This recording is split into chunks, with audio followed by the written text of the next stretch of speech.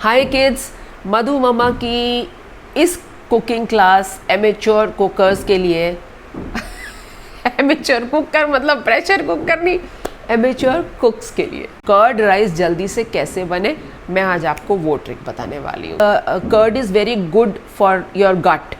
आपको पता है ना कि स्टमक के लिए दही खाना बहुत अच्छा होता है, और जब आप कर्ड राइस खाते हो बेसिकली चावल ठंडा हो जाता है और उसमें ठंडी दही डाल के जब आप उसको ब्लेंड करते हो कुछ चीज़ों के साथ, तो वो आपके पेट के लिए बहुत ही अच्छा होता है।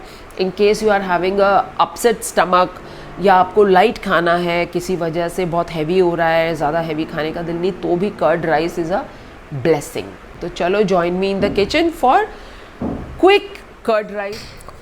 तो कुछ बेसिक चीज़ें जो उसके लिए चाहिए, ये है बच्चों उड़द की दाल। ये आप मूंग धुली खाते हो ना, जो येलो कलर की स्प्लिट दाल, उसी तरीके से जो वाइट स्प्लिट दाल होती है ये उड़द की दाल होती है धुली हुई। और साथ में थोड़ी सी हींग। हाँ, अभी हींग जो है अलग अलग कंपनीज़ की आती है, पाउडर वाली भी आती है और ऐसे ग्रैन्यूल्स भी आते हैं, आप कोई भी उठा सकते हो, बस इतनी थोड़ी सी पिंच। और ये हो गई मूंगफली और काजू, अगर आपके पास है तो ये एक एडिशन हो जाएगा, वरना उसके बगैर भी काम चलता है। कड़ी पत्ता थोड़ा सा और हरी मिर्ची अपने हिसाब से मैं बताऊंगी कैसे डालना। और ये मेरे बचे हुए चावल हैं 1 कटोरी भर के। आप चाहो तो स्पेशली भी राइस कुक कर सकते हो, लेकिन ये ध्यान रखना कि उसको पहले पूरी तरह से ठंडा होने देना। और ये हमारी दही कितनी यूज़ होगी मैं अभी आप लोगों को बताती हूँ। तो सारी तैयारी हमारी बेसिक हो गई है। अभी ये एक ट्रिक भी बताऊंगी आगे आपको। ये दूध है ना, ये दूध कैसे और कब इस्तेमाल करना है ये भी मैं आपको बताऊंगी। हाँ, कर्ड राइस में ही इस्तेमाल करना होता है, लेकिन हमेशा नहीं। तो गैस का फ्लेम मीडियम पे रख दिया मैंने, ठीक है, ना हाई ना लो। क्यों? क्योंकि मुझे कढ़ाई को करना है पहले गरम। और देखो मैं कितना ऑयल डाल रही हूँ, जस्ट 1.5 टीस्पून। टीस्पून कौन सा होता है बच्चों? जो छोटा वाला चम्मच होता है, ठीक है, जो ये हाथ में है ना मेरे, वो टीस्पून है।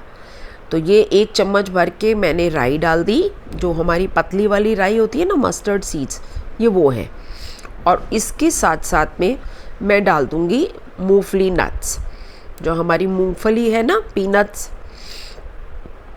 थोड़ा सा पॉप होने देते हैं। और उसके बाद मैं इसमें डालूँगी पीनट्स।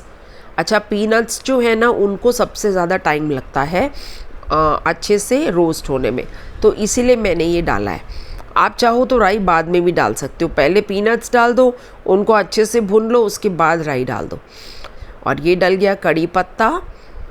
अब मीडियम फ्लेम जो है ना उसको लो पे कर देना। और ये मेरी हरी मिर्ची को मैं बीच से स्लिट कर रही हूँ। आप चाहो तो छोटा छोटा काट के डाल सकते हो अगर आपको स्पाइस पसंद है तो, अगर नहीं तो मेरी तरह करना जैसे मैंने किया, जस्ट फॉर फ्लेवर।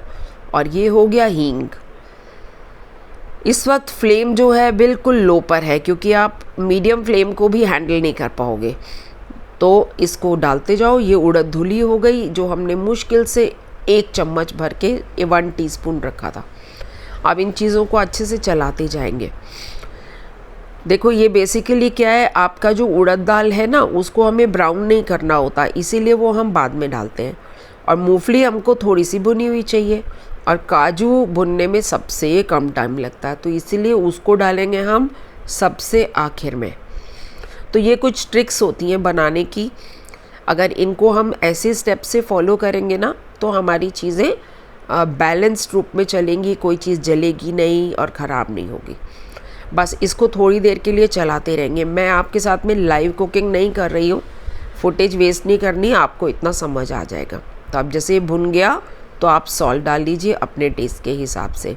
अगर आपके चावल नमकीन है तो थोड़ा कम डालिएगा सॉल्ट, अगर फीके चावल हैं तो आप थोड़ा ज़्यादा डालिए, उस हिसाब से बैलेंस कीजिए।